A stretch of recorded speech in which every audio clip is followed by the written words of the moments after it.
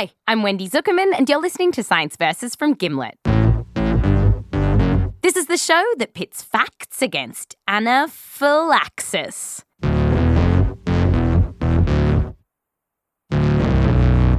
Within the last few decades, it seems that the peanut has gone from one of America's favourite snack foods to public enemy number one.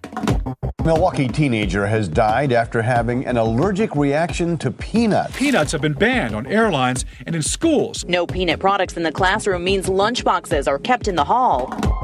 According to the CDC, 1.4% of kids in the US have peanut allergies. 1.4%. It may not sound like much, but it's quadrupled since the mid-90s. According to the most recent data, several thousand kids a year end up in the ER because of a peanut.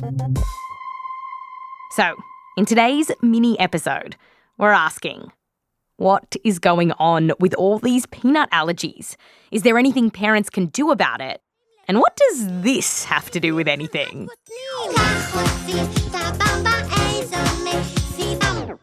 We'll get to all that, but let's start our story with Gideon Lack, who has a bit of a cold. I may have to blow my nose, embarrassingly. Gideon is a paediatrician and allergy researcher at King's College London. Okay, thanks. Gideon told us that back in the 90s, he and other researchers were seeing more and more kids with peanut allergies. It was really very weird and very surprising. And it was also scary because when the body has a severe allergic reaction... It's a bit like a battlefield. The cheek swelling, diarrhea, vomiting, swelling of the airways, difficulty breathing, loss of consciousness.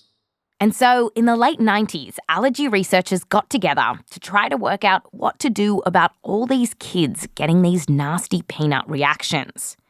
And they decided to start giving some parents some very clear advice. Which was, don't feed your babies peanuts. In the year 2000, the American Academy of Pediatrics came out with guidelines telling parents just this. A lot of babies just shouldn't be eating peanuts. No peanut butter, no peanut cookies, until they're 3 years old. And Gideon says that this advice was particularly meant for babies with a high risk of getting peanut allergies. Say if they had other food allergies or even eczema. They have really bad rashes. We know that that's the group that goes on to have a very high rate of peanut allergy. And eczema is common in babies, which meant a lot of parents were getting the advice to put the peanut butter on the high shelf. Our producer, Rose Rimler, asked Gideon about it. Were you telling your patients that? Yes, I was telling my patients that. I was giving that advice to my own family as well. It seemed intuitively true that by avoiding peanuts and by sort of cocooning the baby, we would prevent the development of allergies. And so after those guidelines in 2000 came out, doctors across the US and the UK were telling parents, don't give your babies peanuts. And the world chugged along for a few years. Gideon's kids grew up. Harry Potter got made into movies. You're a wizard, Harry. Britney Spears shaved her head. Britney Spears. She's bald. Yeah, a lot happened during the 2000s. But one thing that didn't happen? Peanut allergies didn't go away. The advice to banish Nutter Butters from the kitchen just didn't seem to be working. Studies were finding that kids who weren't eating any peanuts were still becoming allergic to them. And Gideon had noticed it too. My first inkling that this might be off base was really from listening to my patients. What were they saying to you? Well, they were saying, I just don't understand. We avoided giving our child peanuts, and yet the child has developed peanut allergy. So what was going on? Gideon found the answer somewhere unexpected. Here's what happened. He was at a conference in Israel giving a talk on peanut allergies, and he started his talk the way that he always did. He asked the doctors in the room, about 200 of them. How many of you in the audience have seen a case of peanut allergy in the last year? When Gideon did this in the US or the UK, he said practically every doctor would put their hand up. They just couldn't swing a dead cat without hitting a kid with a peanut allergy. But here, in Israel, I only saw just a couple of hands go up in the audience. I counted something like 2 or 3, and I was startled and sort of had to question myself whether I was really seeing things correctly. Yes, they were seeing allergies in abundance, they were seeing asthma in abundance, but they were not seeing peanut allergy. Gideon went searching for more data. His team did a study of more than 10,000 kids in the UK and Israel, and he found that peanut allergies were 10 times more common in the British kids than the Israeli ones. Yeah, 10 times higher. It was the very first clear clue that there was something going on here. And there was one curious thing that might possibly explain what was going on in Israel. And it had to do with a very particular Israeli snack. Puffs that contain peanut protein. What are these puffs? What are these puffs? They're a bit like, I think, what you would call cheese doodles. These cheeseless cheese doodles are packed with peanuts, and they're called Bamba. Bamba is pretty much made for little kids. The mascot is actually a baby in a diaper. In fact, an Israeli parent actually told me that the first 3 words that an Israeli baby learns to speak are Abba, Ima, and Bamba, which is dad, mom, and then Bamba. And the fact that all these Israeli babies were chowing down on Bambas and not getting peanut allergies made Gideon think, could these peanut puffs actually be protecting these kids? So back home in England, his team decided to test it out on babies. They got more than 600 bubs who had a high risk of getting peanut allergies. They had some of the pipsqueaks avoid peanuts like the plague, you know, the usual strategy. And then there was another group of babies who were fed peanutty snacks like Bamba on the reg. And after 5 years, Gideon found that the Bamba babies were way less likely to be allergic to peanuts. In fact, they were around 5 times less likely to get peanut allergies.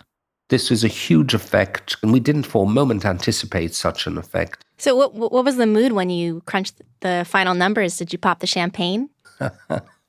If I'm not mistaken, we had a small glass of malt whiskey. But they couldn't party too hard because there remained the question of why. Why did eating peanutty Bamba seem to protect the little kids? After all, this flew in the face of everything they thought they knew about allergies. Well, I scratched my head over a long time, and I started to think back to animal model research that had been going on. Gideon cast his mind back to these studies done in mice, which had found that, like his Bamba study, you could protect young mice from getting peanut allergies if you fed them peanutty things when they were little. And then there was another group of researchers who came at this from a different angle.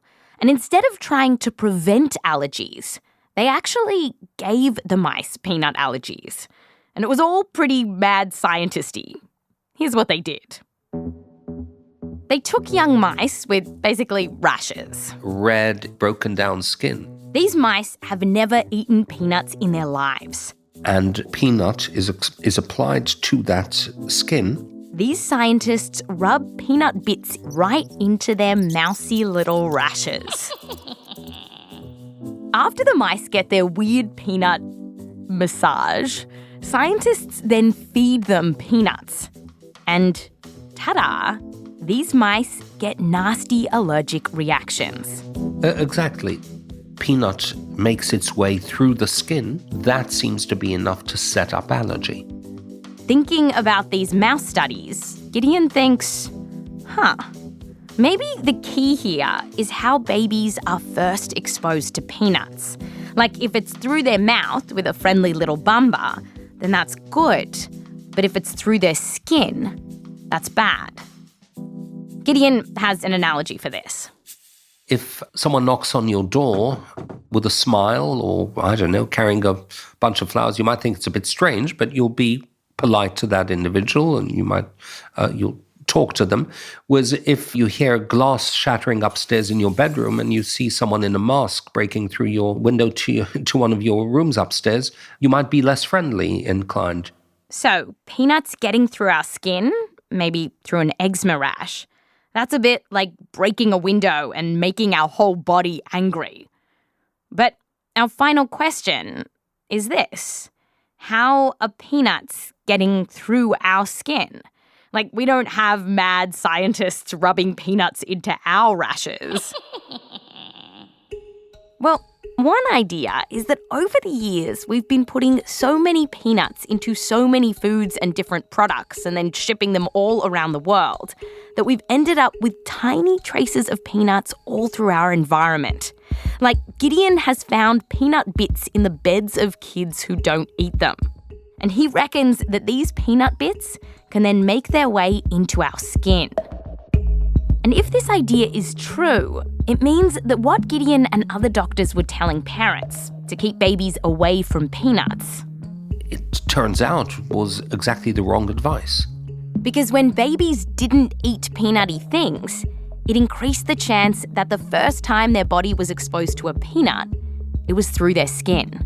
There's an ironic twist there that we got it wrong, and I was very much part of that process. I was giving what I perceive now to be the incorrect advice for quite a period of time. Now, the rising rates of peanut allergies probably aren't just due to this bum advice. So, for example, we're seeing all kinds of allergies going up, even stuff like asthma and seasonal allergies. And we can't blame a lack of bumper for that. So, something else is going on here. But Gideon's surprising findings on peanuts were enough to convince other scientists that hiding peanuts away was the wrong call. Because in 2017, the American Academy of Pediatrics released a brand new set of guidelines for doctors. They now say that most kids should be given foods with peanuts early, when they're still babies. But a note to parents out there: if your baby has severe eczema or some other allergies, take your squirt to the doctor before giving them peanuts, just to be safe. So in the end, medicine did a total backflip here, which might feel like this is a science failure. But maybe this is actually a science success story. After all, scientists like Gideon saw what they were telling parents wasn't working. They tested a new idea, and they changed the dogma. It all just took time and a little bit of unexpected inspiration. Oh, it smells like peanut butter.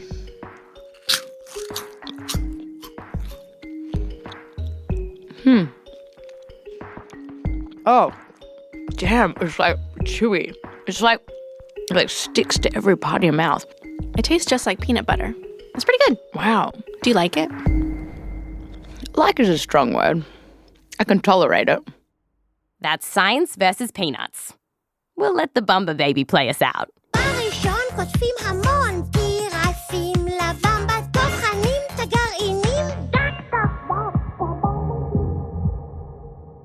Next week, how an assassination changed medicine in America forever.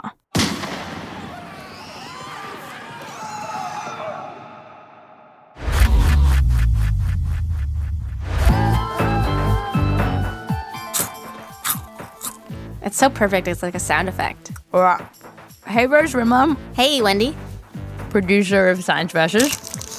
We're going to be presenting these citations with Bumba. I think we should get a fistful of Bumba and shove it in our mouth. Yeah. You sort of melt in your mouth? How many citations? This week's episode. 60. 60. For a mini episode, only 15 minutes. Yeah, there's a lot in there. There's a lot. So, if people want to know more, where should they go? Click on the link in our show notes. Or go to our website. I have to keep shoving it in. It's like putting coal into a train. Find us on Instagram. This episode was produced by Rose Rimler with help from me, Wendy Zukerman, along with Meryl Horn and Michelle Dang. Our senior producer is Kaitlyn Sawrey. We're edited by Blythe Terrell, fact-checking by Diane Kelly. Mix and sound design by Peter Leonard. Music written by Emma Munger, Peter Leonard and Bobby Lord. Recording assistance from Andrea Rangecroft. A big thanks to Dr. Andrew Dang, Professor Scott Sicherer, Dr. Marshall Plaut, Dr. Kristin Sokol, Dr. Robert Boyle and others. Plus, thanks to the Zukerman family and Joseph Lavelle Wilson. I'm Wendy Zukerman. Back to you next time.